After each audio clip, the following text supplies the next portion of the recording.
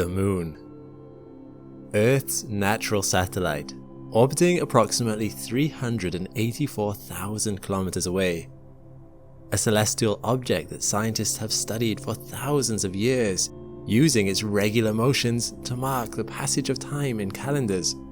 Its dependable rhythms helped ancient civilizations to track when to plant crops, and its waxing and waning phases cemented the moon's place deep in the heart of symbol and tradition. It's a wonder, a necessity, and a curse. While the moon's desolate beauty has captured the vision of poets, it also brings desolation. There is one lunar rhythm that is not helpful to us, a 19-year cycle that brings unexpected floods and ruin. And NASA scientists are worried that in the middle of the 2030s, it's about to hit its hardest yet. For ecosystems that are adapted to it in the right way, this won't be a problem. But how adapted are we? I'm Alex McColgan, and you're listening to the Astrum podcast. Join with me today as we learn about the innocently named Lunar Nodal Cycle and why we need to start developing a much better understanding of the fluctuating behaviour of our moon if we are to protect ourselves against its dangers. Much like the sun, the moon is an inescapable part of life on Earth. The moon has an immense impact on our planet. You likely have already heard how its cycles influence our wildlife, affect our climate, and create tides. We tend to imagine that the moon and the Earth's gravities cause them to circle each other in a relatively stable, synchronized harmony. But, as is so often the case, nature is not as simple as we imagine it. Instead, every 18.6 years, the moon's orbit undergoes a subtle revolution, a shift in its alignment between us and our sun that causes high tides to grow even higher, tipping us over the edge into dangerous flood territory. But let's delve into what this subtle revolution is. Its name is the Lunar Nodal Cycle, or the precession of lunar nodes. This complex name refers to a specific feature of the moon's orbit of the Earth. You likely know that every 29.5 days, the moon orbits the Earth. However, this orbit is not flat, or, to be more specific, there is a 5-degree difference between the angle of the moon's orbit and the ecliptic plane, the 2D plane on which the Earth orbits around the sun. For half of the month, the moon is slightly higher than the plane of the ecliptic. For the other half, it drops below it. Naturally, this means that there are two crossover points, or two nodes, an ascending node and a descending node, that mark the point where the moon goes from one side over to the other. And it is these nodes that move over the course of the 18.6-year cycle, slowly rotating around the planet in one complete revolution. The nodes themselves are what causes the problem. To understand why, let's recap what we know about tides. You may already be familiar with how the moon's gravity pulls the Earth's water towards it, causing a bulge in sea levels on the side closest to it that we call high tide. You likely also know that this happens on the side of the planet furthest away from the moon.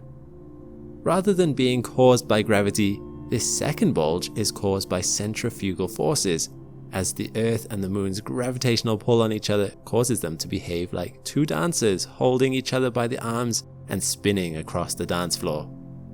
While it's mostly the moon moving, due to the Earth being much more massive, the Earth is also swung around a little. The water behind it is thus trying to fling off into space through its raucous spinning, causing the second high tide. The sun also has a role to play in tide formation, albeit to a lesser degree. It's a bigger mass, which would cause a greater pull if it were closer, but its further distance means that the sun's effect is only 1/3 as big as the moon.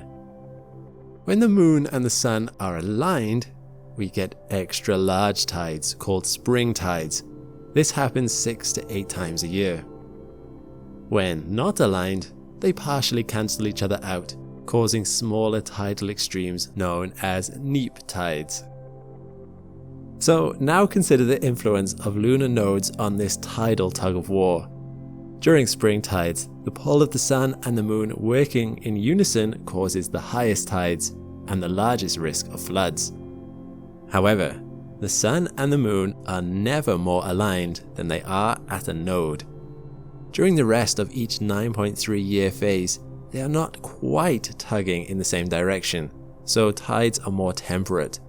At a node, that's where things get more serious and risk of floods become highest. The last time this alignment occurred in September 2015, the UK and the US both issued major flood warnings to its citizens. In September itself, there were floods, albeit minor ones, but it was only when heavy rain combined with the strength of the lunar nodes a couple of months later that the real damage was inflicted. In the US, in October, South Carolina saw flash flooding that caused property damage and people having to be rescued by emergency services. At the end of December 2015, the UK was hit by some of the worst floods it had seen in a century.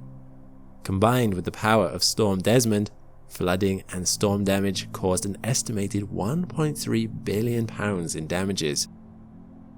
These floods can be highly damaging, but that in and of itself doesn't completely explain NASA's worry for the upcoming alignment in mid-2030.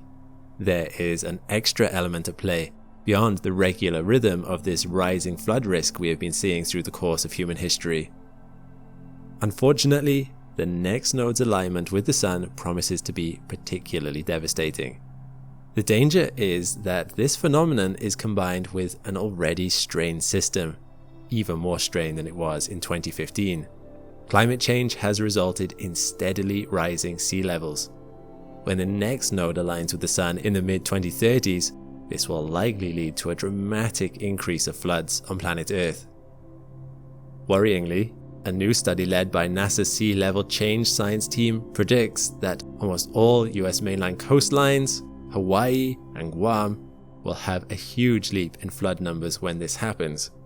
Some predictions claim this node alignment could cause 4 times the amount of flooding from one decade to the next, which will damage infrastructure and change our coastlines around the world.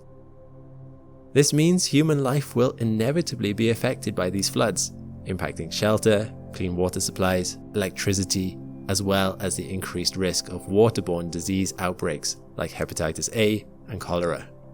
Plus, the receding floodwater can create stagnant pools of water where mosquitoes gather, which can spread other diseases like malaria. This has a knock-on effect on economic issues, as these natural events can make coastal life unaffordable, with increased cost of insurance on these homes, or an inability to find insurance at all, which could cause a reduction in asset value in the community. Consequently, this lunar nodal cycle will damage the quality of life in coastal communities, where infrastructure may not be rebuilt or adapted to this force of nature. It's not just bad for humans. Ilya Roshlin, a visiting professor at Rutgers University, analyzed that the peak of the lunar wobble, where high tides are higher, can drown salt marshes. Salt marshes are a habitat for a range of species, such as invertebrates, and these floods can cause these creatures to drown, which means that other species like fish, seabirds, and others who rely on invertebrates to survive also suffer. And they aren't the only ones that rely on salt marshes, as salt marshes hold a multitude of marine life, which includes 75% of all fishery species. This means that the lunar wobble impacts the food chains of humans and animals, causing disturbances to their natural habitat and impacting their populations. While this all does seem fairly doom and gloom, it's interesting to note that not all ecosystems on the planet are negatively affected by flooding and high tides. Ecologist Neil Saint-Alain of Macquarie University analysed that the lunar nodal cycle impacts heavily on the expansion and contraction of mangrove canopy cover over most of the Australian continent. The analysis showed that the peaks of the lunar nodal cycle coincided with the cover of the mangrove canopy. It showed that when the lunar wobble is at its minimum phase, it causes the mangrove ecosystems to become very dry, which leads to thinner canopy cover. Yet, when lunar wobble is at its maximum phase, mangrove cover increases. Mangrove canopies are beneficial to Earth's environment, as they are complex ecosystems that fight against climate change, protect wildlife, and shield coastlines. They can also absorb 4 times as much carbon dioxide than rainforests of the same size. Their growth is vital to the welfare of our planet, so it's not all downside.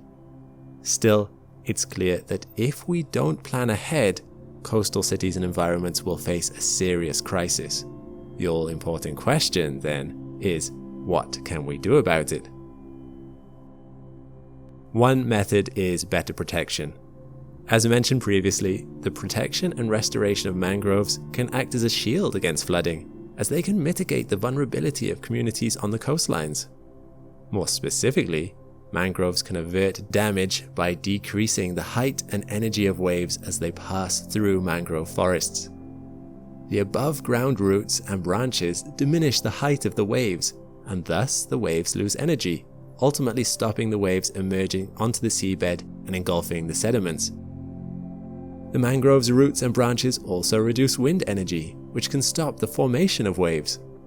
According to reports, densely packed mangroves can halve the height of a wave through just a 100-meter passage. For comparison, in an open forest where roots and branches are more sparse, it would take 500 meters for a wave to halve its height. So preservation and reforestation of these mangroves or plants with a similar capability can become a great shield against upcoming floods. Another possible solution is to learn how to live with these flood-heavy conditions, working with nature rather than against it. For example, let's consider the flood defenses in the Netherlands, where 1/3 of the country is below sea level and another third is at risk of flooding. They've built infrastructure that works with water and manages the rising sea levels. They do this by designing facilities like polders. Polders are bits of land below sea level that have been reasserted from a body of water. It's always fully or partially surrounded by an embankment to keep the water out that comes from either the sea or a river. These polders offer a network of drainage canals and pumps to manage water levels by disposing of excess water and running water back to the sea or river to make sure that the water doesn't run over land. Polders can be used to protect houses, farms and factories, and thus are used a lot around the country. The Netherlands also built dams and utilized sand dunes to create ways to stay dry in their swampy land. This shows that there are ways in which we can observe nature and live alongside it. So, the bad news is, behind its ethereal beauty, our moon hides a power that, if just so combined, is set to overwhelm humanity's coastal settlements. However, there's always a bit of good news too, as knowledge is a power of its own. By understanding our plight, we can look for solutions, both among already existing ideas and ways forward that have yet to be discovered. If we are to endure what is coming, it's high time for us to use our innate creativity and drive to adapt and survive, to work with our planet rather than against it. Well, that's all we have time for today. I hope you've enjoyed listening to this podcast on the Lunar Nodal Cycle. If you like what you've heard, please feel free to follow us for more podcasts on other fascinating space topics. But for now, I'm Alex McColgan, and this has been Astrum. All the best, and see you next time.